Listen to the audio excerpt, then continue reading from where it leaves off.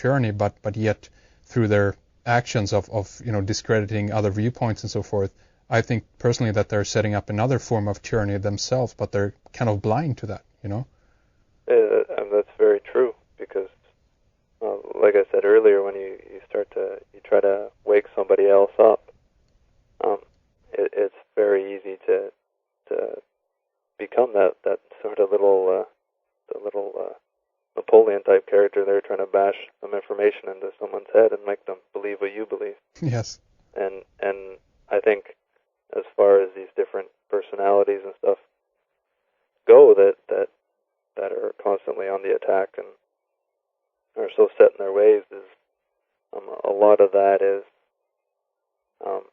just the ego sort of gone out of control. It doesn't necessarily have to be, they're a paid agent from whoever. Most of our own control is sort of done to ourselves. Yes.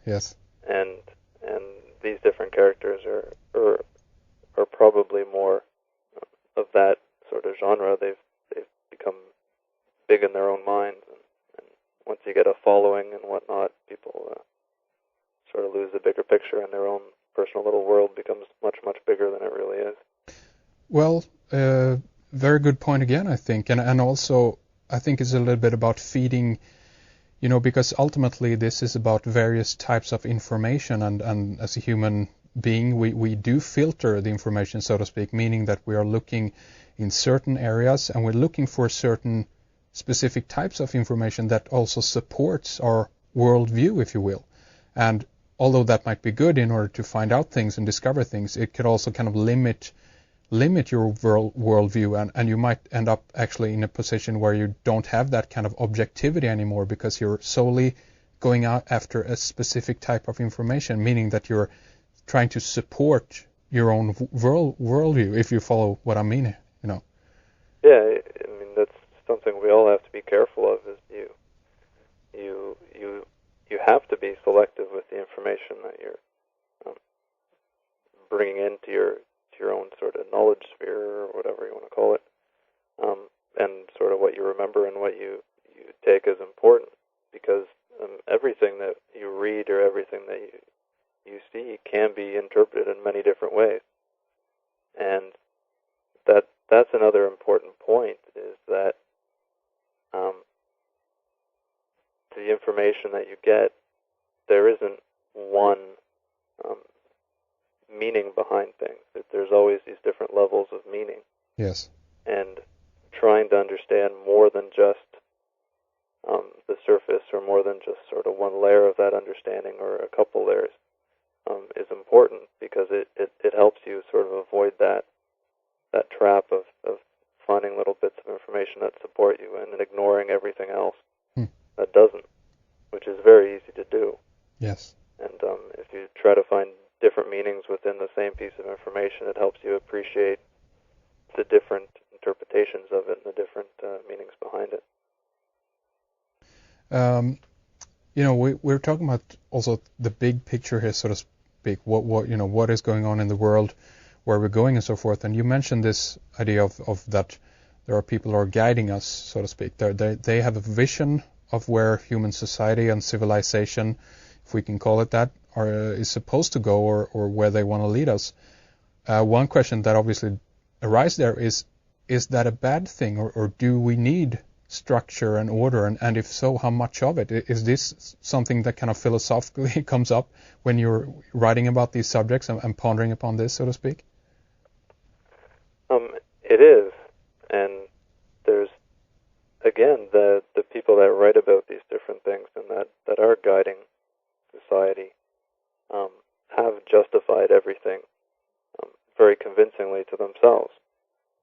There's lots of reasons for why they want what they want. Do I agree with that particular view or that particular justification? I would obviously say I don't. Wouldn't be doing what I'm doing, I guess. I'd just be sitting back watching. But is their view better than some other alternative? And that's a very important question, because let's say we do manage by some miracle to sort of dislodge where we're headed. Where do we actually want to go? And that's another big dividing point between all these different movements and all these different groups out there Yes. is where they see a better alternative. And it's a hard question to answer, and I don't even know if I should be answering that question, because my view of where I would like to go, or where I think a society would be better off going, is it better that I get my views pushed forward than somebody else? I don't know. I think it's something that needs to be dealt with on an individual level. Yes. And it's not about me telling everybody else this is where society needs to go and this is, the key to happiness for everybody. This is not something that anybody should be looking to do. And I think that's one of the big things that separates the average person or a sort of normal mentality from the control freaks and psychopaths and stuff that run our world, is that they believe they have the right to control other people and to tell them how they need to live and what they need to do and what's best for them. I think if there's an antidote to that, it's sort of, in some senses, the opposite. Right. And, I mean, talking about that, the control freaks, those who potentially are trying to control the future, what do you think kind of drives that mentality overall? I mean, what do you think it is that kind of produces the will, so to speak, to end up in a situation where you want to control everything? Any ideas or theories about that at all? The only sort of explanation that's made any convincing sense to me is the idea of the psychopath. And a psychopath, in this sense, and in a clinical sense, is someone who has no proper human emotion. It's a person who's born without the ability to feel empathy towards other people. And when someone is born like that, or becomes like that, and there's lots of information out there on psychopaths and how they sort of become them, or are born in that case. When you're born like that, there's certain traits that you have to develop to live within or among normal feeling people. And one of them is you become a very good actor, because you see other people and you study other people, and in a particular situation they act a certain way. And to not be ostracized, you have to be, you act out the emotions and whatnot of the normal person or the average person. And this character type seems to rise to the top, and they have in the system that we have anyways, they have a huge advantage over everybody else. Be it in the corporate world, these are the people that rise to the top because they have no concern for anybody that they squash on the way up, the sort of dog-eat-dog kind of mentality. Yes. And the same thing within government and any power structure, really, that the lust for control and power and whatnot over other people, there's not much else for them. A normal person can have a very simple life and be very contented and very happy within their own means. They don't need other people working for them. They don't need the slaves and all these excesses.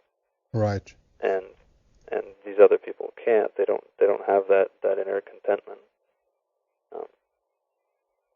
So that mentality and that analysis of sort of who these people are, I find best describes their attitudes and their sort of views of the world. What exactly motivates them beyond sort of a lust for power and greed in these things. I'm not totally sure. I think that's probably enough. Greed and power are very intoxicating things.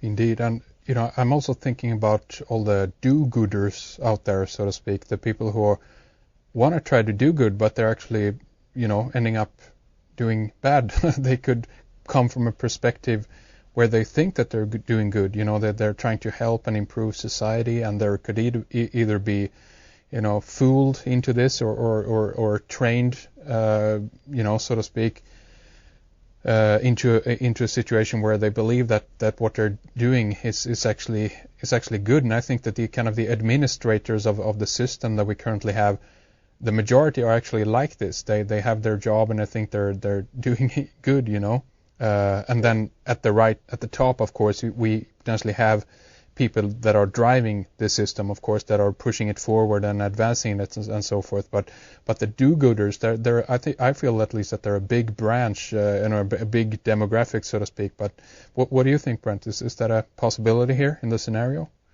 I think that's a huge part of it. Is a lot of the people that actually make this system work really believe in it, or believe in again, the different levels of understanding. And if you swallow the basic sort of propaganda that's spit out, if you believe that, then there's a lot of good reasons to do and to participate in this system. For example, if you really believe that there's terrorists hiding everywhere and they're going to put a car bomb outside every building, any time, at any moment, or they're going to hijack a plane. If you really believe that, then working as a customs agent or something and searching people and scanning people and doing all these tyrannical things so that someone can get on a plane. If you believe in that terrorist threat, then what you're doing can be very genuine. You are trying to protect people and yes. help people. But the overall effect may not be quite what you intended. and again, what arises there is that delicate situation, because in that sense, then you end up in a situation where you must kind of not convince these people, but you must in some way try to show them that, from my perspective, this is a fake war on terrorism. There actually isn't any terrorists, and you, in some regard, have to kind of force your worldview on to these people in order to try to wake them up, and it's a very, very difficult thing, and the balance is very, it's a very fine line there to cross that or not. Do you think it's necessary to to try to change people into thinking the other way, and if so, can that be be done in a more pleasant way, so to speak? It is hard, because to point some of these things out to someone, and again, like you said, for the war on terror, it's fake. So to get that message across that all the security and stuff at the airports is a bad thing, you do have to challenge that person's worldview, and that's not an easy thing to do, and at times it's not even the right thing to do, because people take a lot of comfort and security out of their own worldview, and if you come along and shatter that, that sort of leaves that person in a bit of a limbo and a bit of a sort of shaken state where they don't have a belief system to hold on to anymore, and you can do a lot of damage to people. Yes. If you shake it. And I guess that's also, in many cases, I think that's a good thing overall anyway, because we're stuck on this planet, for now, and this is how things are here. We can't, touch everything with our, cotton mittens and not try to hurt anyone here and there or what have you. It's a very delicate balance, but overall I feel that it's important to also